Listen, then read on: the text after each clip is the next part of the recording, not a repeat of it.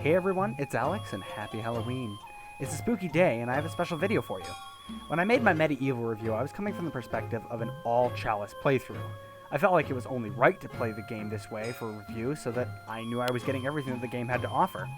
Now, however, I'm going to do the opposite. I wanted to treat you guys this year in hopes that I can make up for the lack of Halloween parties, so I present you with a question. Can you beat Medieval without collecting any chalices? This intro was written before I started. The rest will be written in chunks as I play. I honestly don't have any strategy going in, but I don't think I'll need it. I think we'll only get stonewalled by the final boss. Now, before we get on to the events of the run, I want to explain the rules. 1. I have to progress as far as I can in the game without collecting any chalices. 2. If I collect a chalice on accident, I must completely turn off the game and reset the level. 3. If I collect a chalice on purpose, the challenge continues, but I failed the no chalice run. Now I'm on a minimum chalice run. Now, without further ado, let's get into the challenge.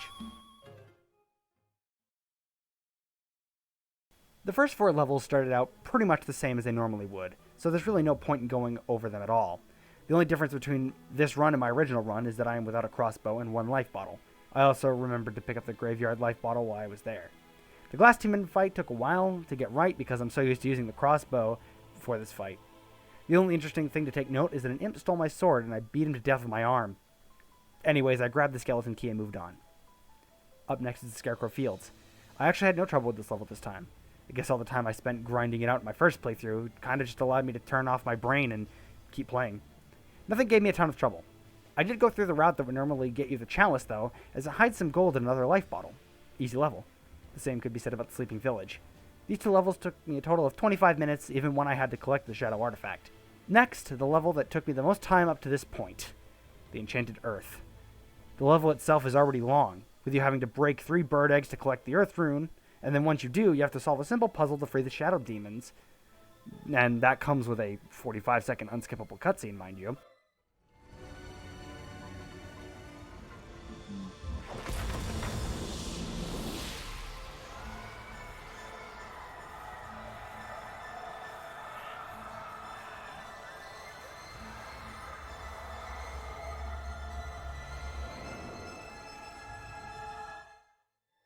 Then you have to collect their treasure and bring it into their domain to fight a boss that requires ranged weapons and takes place over a giant pit.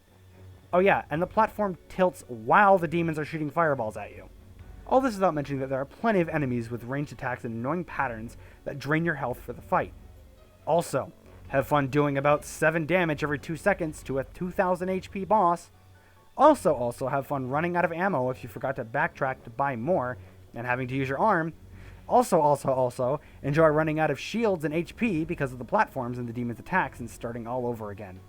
I tried this fight over 40 times. I knew it was possible, but I just couldn't do it. Eventually, I remembered that there was an extra life bottle that you can get in Dan's crypt if you have the club. I went back to retrieve it and was ready to try again. Armed with the knowledge from my previous runs, I made an almost damageless run through the Enchanted Earth. That was also my fastest run yet. I made it back to the demon's lair filled up on throwing knives. I jumped over some plants towards the boss, refilled my health a bit, and then took it on. It was tough, and despite the fact that I had more health, I still barely made it. Looking back, I probably could have used my shield more, but hey, whatever. The demons left me a star rune and some health refills. I ran to the place to deposit the star rune and finished the level. That was by far the hardest challenge I had yet to overcome. Even though I thought the worst was over, I still had the pools of the ancient dead to contend with. This took me 2 attempts. On my first, I just straight up missed the bridge on the way in, losing a life bottle's worth of health right away. I had no more issues until the mandatory combat encounter. I had accidentally taken the energy vials thinking that I needed them. I didn't. My HP was full. Eventually, I got belly bumped by this jerk over here. I did get it on my second try, though, picking up an extra life bottle I missed on the first time. The lake was way easier in comparison to everything else. I only struggled with these lizard things. Otherwise, the boatman was kind to me that day. Sir Dan decided to actually do something right and survived despite the fact I messed up several times. The Crystal Caves is easier too. I did skip the dragon boss, but I'll get back to that later. Good on you, our thrifty sire. Oh, did I say I'd mention it later? My bad, I'll mention it now. Holy crap, this pissed me off. The Gallows Gauntlet requires the dragon armor to progress. I had skipped everything related to the Witch Talisman, but grabbed it just in case. So I went back and did it all again. I started in the ant caves to get the chicken drumstick weapon, as I figured I'd needed it for the asylum. I had absolutely no problem with this level except for with the boss. Eventually, I got it though, just kind of brute forced it. Next, I fought the Pumpkin Serpent. The Pumpkin Pact was easy, and so was this boss. 0 deaths here. I got a Dragon Gem out of the deal and moved on to the Asylum. The grounds were easy too, but the Asylum itself was the equivalent to hell on earth. The Asylum was hard enough with the extra weapons like the Magic Sword, but this was just too much. I eventually gave up all honor and just camped out with throwing daggers. This took me several hours of attempts, and as the last screw you, the rune is needed to end the level is right next to the available chalice. I had to be extremely careful or reset. I did it though, and then the boss of the Crystal Cave was so easy that I was literally playing Pokemon while I was fighting the boss. The Gallows Gauntlet was so easy afterwards that I'm not even going to talk about it. The Haunted Ruins were just as easy. However, what came next gave me almost as much trouble as the Enchanted Earth, the Ghost Ship. The stage itself is easy, but the end boss was a nightmare. No matter what I tried, I couldn't get enough damage in. I wasn't coordinated enough to use the club for both the enemies and the cannon. However, eventually I figured out that the boss can easily be cheesed by using the dragon armor.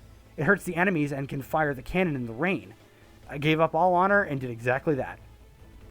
The build-up to the final boss was really anticlimactic though. Both levels were so easy, I beat both in under 10 minutes. Getting a life bottle in the process. Since it took so little time, I decided to grind for everything one last time. I'm full on everything. I have 250 throwing daggers, a club at 100%, 2 shields at full durability, and of course, full health. There's nothing else I can max out without collecting chalices. It's now or never. Let's enter Zarek's lair.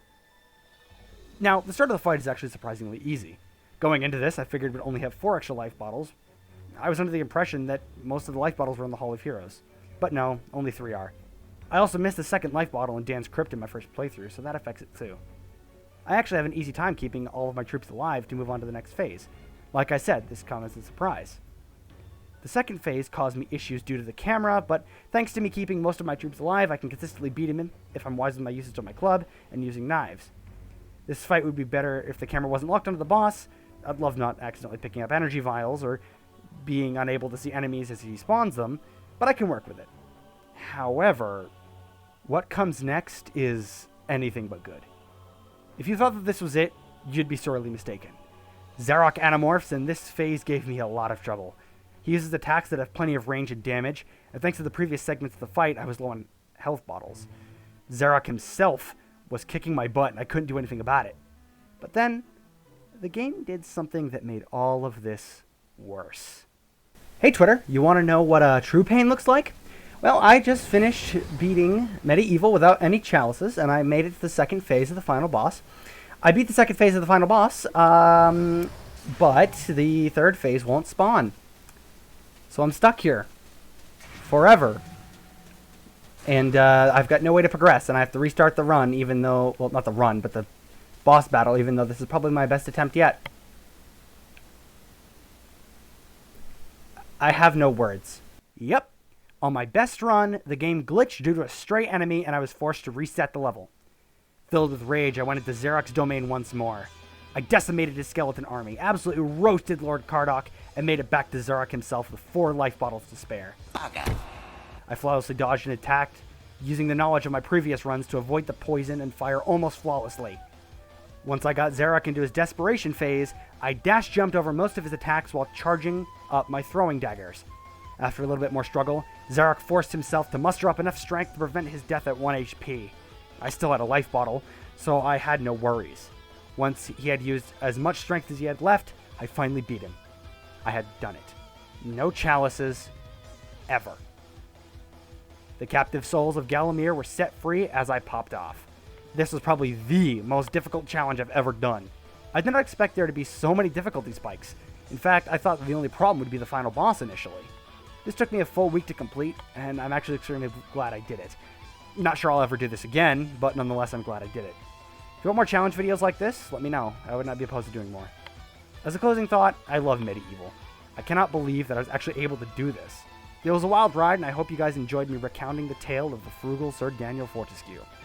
With that, that's all I got, and I guess I'll see you guys next time. Happy Halloween, guys. Take care.